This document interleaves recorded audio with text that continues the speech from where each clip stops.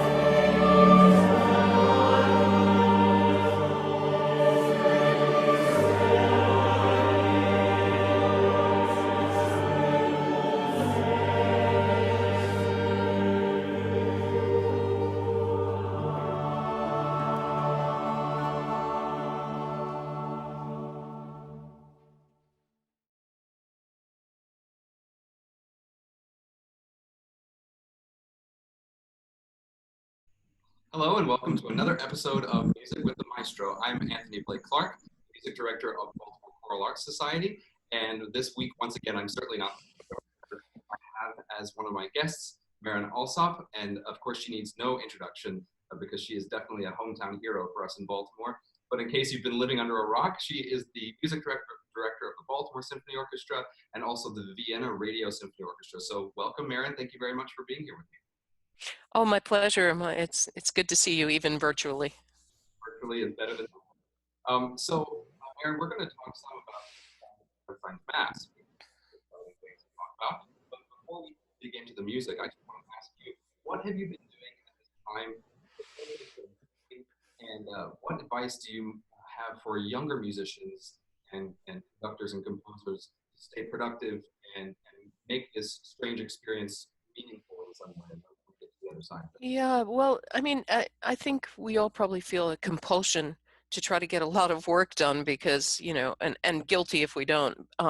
So I've been vacillating between, studying scores and working on my German and et cetera, et cetera. And also then the other end of the spectrum, really just taking some time to think about the future, to think about how we will exist in the world as artists, the importance of music to our society and what we want and what we think that will look like in the future. So I would say, you know, just take every day as it comes. And there'll be some days that you can get a lot accomplished, and there'll be some days that you can get a lot accomplished inherently, within. A lot of thinking about what kind of world you want to emerge to, what kind of citizen of that world you want to be. So those are the things I'm thinking about. Wonderful advice. Thank you. So, the question, what's on your desk right now? Oh, ask the question one more time, Blake. What is sitting on your desk right now? What are you working on music? Oh, let's see. Well, at the moment, it's just German because I had a German lesson this morning. But I have several pieces on the radiator. That's my holding place by Hans Werner Henze. I'm doing a series of works by him with the radio orchestra in Vienna. So I'm marking those, and another big work by Mark Anthony Turnage called Blood on the Floor. Yeah, it's for a jazz ensemble and orchestra. So I'm doing a lot of sort of looking forward, but then of course I've got my Mahler and my Stravinsky Rite of Spring right here as well. Excellent. Sounds great. So let's go on to the Mass.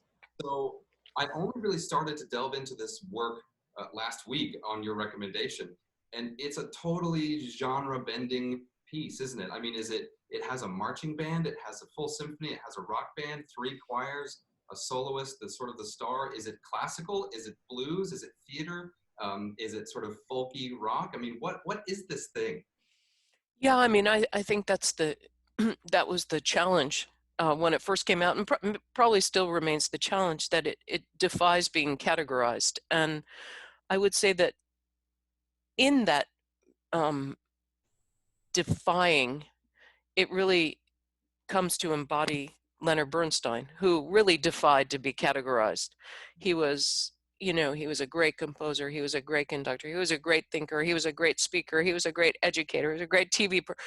There were so many aspects that as soon as you thought, oh, that's what he is, he just morphed into something else. And I think it's appropriate that this huge work of his, I look at it as his Mahler 8. It's really a pinnacle work. That embodies all of his philosophical thinking about society, about the world, and his incredibly eclectic grasp of every genre of music. The thing that I find about it is that it has all of those elements, rock and blues and jazz and classical and 12-tone music even, but it doesn't sound derivative to me at all. It has its own language, which is a language of embrace. So it's really, while it seems kind of overwhelming at first, it's really a very, very simple piece, and it's about inclusion. And this is a perfect inclusion, unity, self-exploration, maybe what I was just talking about, taking the time to really figure out who you are in these days. So, that's the stage. You can only imagine in the early 70s what the reaction to this piece was. I mean, it's even today, it's a little bit, wow. Well, actually, I was going to ask you about that, about the reaction to it at the time, because of course it was premiered in 1971 for the opening of the Kennedy Center, and it was commissioned by Jack Kennedy, and President Nixon was advised not to go.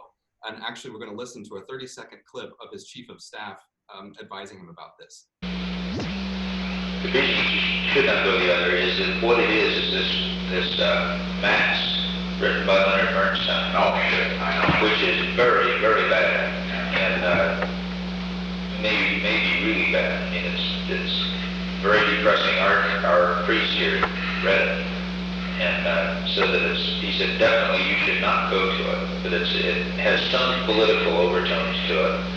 It's very depressing. It's a sort of everything's gone wrong kind of thing.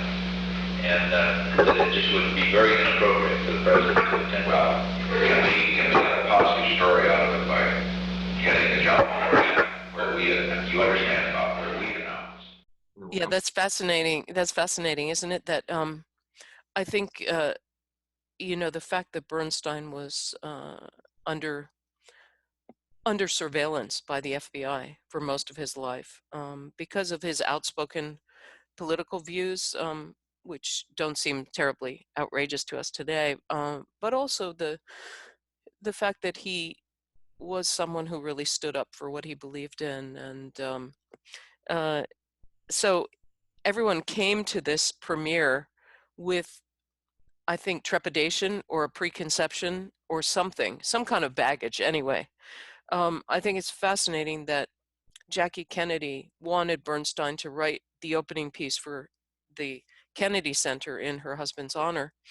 And, he starts to think, well, what about JFK is truly unique? He was the only Roman Catholic president. So he takes Mass, the Catholic Mass, and uses it as a vehicle, really, to embed all of these questions about faith, about unity, about tolerance, about love, about war, about peace, about protest, um, and I think, about authenticity. And I just think it's a brilliant idea.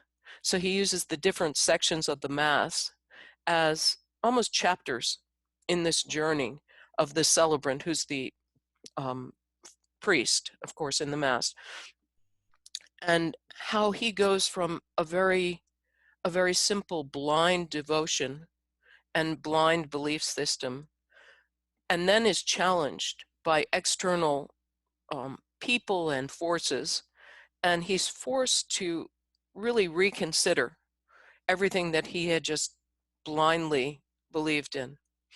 And it's really his journey to self-awareness and to some kind of resolution. Um, and and that resolution, I think, can be somewhat open-ended, depending on who you are and how you interpret the piece. But there is a real sense of comfort, um, I think, and arrival by the end of the piece. Absolutely. So we're going to just listen to a couple of different sections. Of course, I'd love to listen to the whole thing with you, but it's almost 2 hours long, so we won't be able to do that today, maybe someday. But there are two specific moments that you wanted to zero in on. Let's talk first about the Agnus Dei and the Dona Nobis section. And let's talk about it first before we listen so that we know what to listen for. So what's going on here? Yeah, so this is the part in the journey. This is really kind of we're arriving at the apex of the piece, which is it's almost like the mad scene, when you arrive, that the celebrant is pushed, and question, why do we believe in one God? Why not in 50 gods? Why do we believe in this? What, all these things, pushing. And finally, even the choir, who are his, devoted followers, even the choir in the Dona Nobis steps out and they start saying, why, Dona Nobis, Nobis, they start just speaking for themselves and questioning. And this leads into his absolutely brilliant cathartic breakdown, where all the words in Latin morph into words in English, morph into words in Hebrew, and all the themes from the piece come back. I mean, it's absolutely brilliantly put together. But this is the build up to that arrival point. Great. Let's take a quick listen.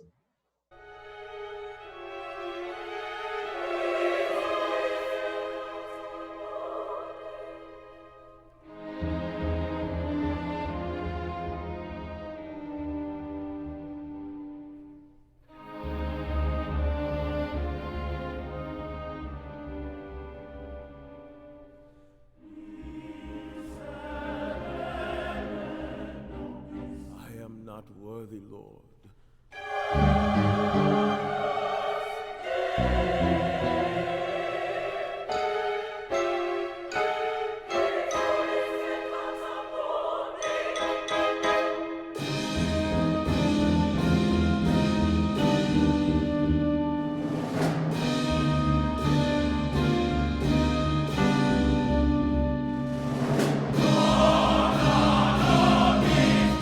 Corpus, Cali!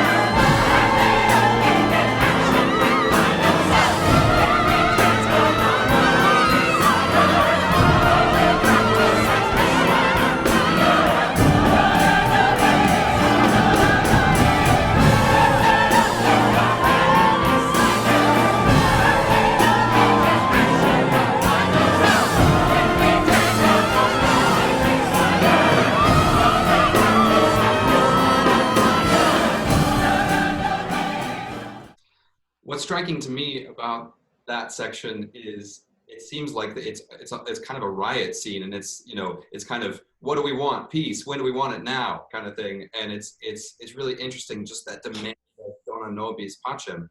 Why are we not satisfied, and how can we be satisfied with our world? And we're demanding something. We're demanding peace, and it's funny to demand peace. And the other thing that I thought when I was listening to that just for the first time last week was how interesting it is that there's a certain amount of improv that's written in the score in this sort of mad time when everything's percolating. It's so interesting. Well, I mean, I think there are a couple of things to say. I think that you have to remember the time that it was written. This is the time really just when all the protests against the Vietnam War were, still percolating, and when protest, I think, first found, at least in the United States, really first found its feet. So protest is it's the method by which people are heard. What's interesting to me is that, thinking about it in today's terms, I'm not sure protest, it might have been social media today, and now everything's so fragmented. I'm not even sure if there's one single vehicle. But for 1971, protest was important. It was also a unifying force, which I think was very, very important. But I love the fact that the Latin text, dona nobis pacem, dona nobis pacem, which is something that you generally implore the Lord with. Instead, you're now demanding from everyone around you. Mm-hmm. Wow, incredible. And the next little section that we want to listen to with you is the Almighty Father chorale. So sort of frame this conclusion of the work for us. So this chorale occurs for the first time early in the piece, after the celebrant sings this very simple, it's called Simple Song about God. And it's really the words, Almighty Father, incline thy ear. And he speaks about, sorry, I don't remember the text exactly, but he says, bless all of us here. And there's a sense of place and community and unity to me. And when it comes back at the end, after this whole huge explosion and journey, it has a completely different sense. I mean, it's the same thing when you perform a masterpiece, and in the exposition, all these materials come out. By the time they come back in the recapitulation, they've been entirely transformed. And what you maybe thought was something just in passing, it becomes something much more important. So it's interesting because I have a little fragment from the Mass framed behind me, and I think about the piece almost every day when I step to my desk, and I think it's a good thing for me to remember every day. Wow, that's so cool. And also, as a listener who's interested in choral music, something that strikes me at the end of this piece is it's a little bit like the conclusion of a Bach cantata, where all these things have happened, and then at the end there's this wonderfully simplistic chorale. Of course, in his time, it might have even been sung by the congregation, and that's what the Almighty Father chorale makes me think of, is this Yes. whole thing at the very end of an experience where we're all sort of together and we've shared something. It might mean different things to each of us, but we've shared something together. It's a really powerful moment. Yeah, and I like what you're pointing out, especially about there's ritual in it, and there's tradition as well, and that binds us, of course, as the human race. Absolutely. Let's listen to that really quickly.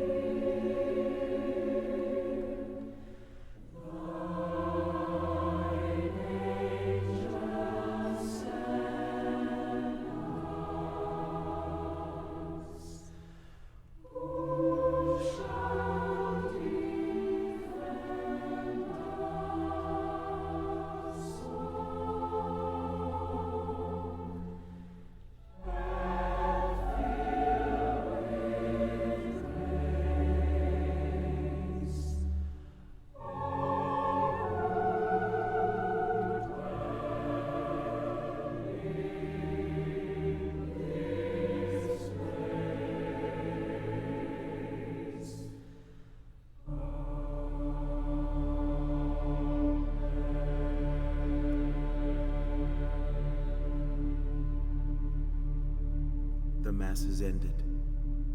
Go in peace.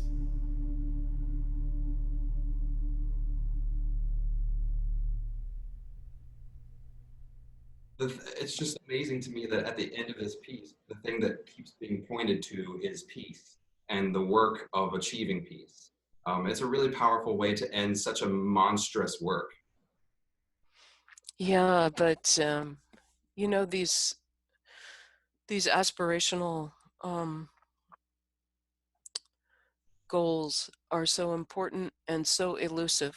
I think it's much easier to focus on, you know, greedy gathering. You know, you focus on getting rich or focus on, I mean, it's much easier to do that than focus on peace, you know, because it's such a difficult, but yet ultimately, if we could all embrace that idea, what kind of world will we have? I mean, I'm particularly struck by um, this moment in time and how our planet has suffered so much under our um, I just think it's neglect. I don't think it's intentional, but just neglect. And how somehow this virus, which is born out of nature, is somehow, it got us to stop polluting in the same degree and with the same intensity. And I really believe that it's a moment to step back and respect the natural world and understand that we're not, we're just given this great privilege of taking care of the planet. We're not the masters of this. So, I mean, that's what I hear now at the end of the Bernstein Mass. Of course, when I first did the piece, that never occurred to me. But it's a testament to the piece that there's relevancy always. There's something that you can grab from good art that speaks to it, to our time now, and points back to the time that it was created. So I think it's just Definitely. a whole thing Hmm. to listen to in this time. So we will put the performance in the comments of this video so that our audience can listen to the whole thing. They've got an hour and 48 minutes. Wonderful. Super. And one of the other reasons why you want to talk about this is because actually a new performance with you conducting is coming up. Can you just tell us about that? Yeah, on May 15th on Great Performances, I think it is on PBS, uh, the production that I did with the Chicago Symphony at the Ravinia Festival, where I'm the chief conductor now, will air. So I hope everybody can see that. The celebrant in this performance is Brazilian singer, wonderful singer-actor Paulo Schott, and it's pretty spectacular. I'm proud of it. I only wish Lenny could have seen it. Oh yes, of course. Well, maybe he is seeing it We can hope. performance. So we will definitely look out for that. And of course, Baltimore Choral Arts and I are wonderfully excited about next season with you and doing a Mozart Requiem performance together, and of all the amazing music that's going around us right now. Speaking of, the Baltimore Symphony is doing their podcast, their off-the-cuff podcasts, and I think actually we're on last Tuesday's episode. So don't miss out on the Baltimore Symphony off-the-cuff podcasts. If you missed last week's Music with the Maestro with Simon Halsey talking about Benjamin Britten, you can go to our website and to our Facebook page and see it. And next week, we'll have Simon Carrington, one of the co-founders of the King Singers, and we're going to talk about Thomas Tallis. So don't miss those things. Marin Alsop, thank you so much for having this awesome conversation with me. My pleasure, Blake. It's a delight, and what an experience for me to get to talk with you about this. So thank you so much for being here. Great. Take care, everybody.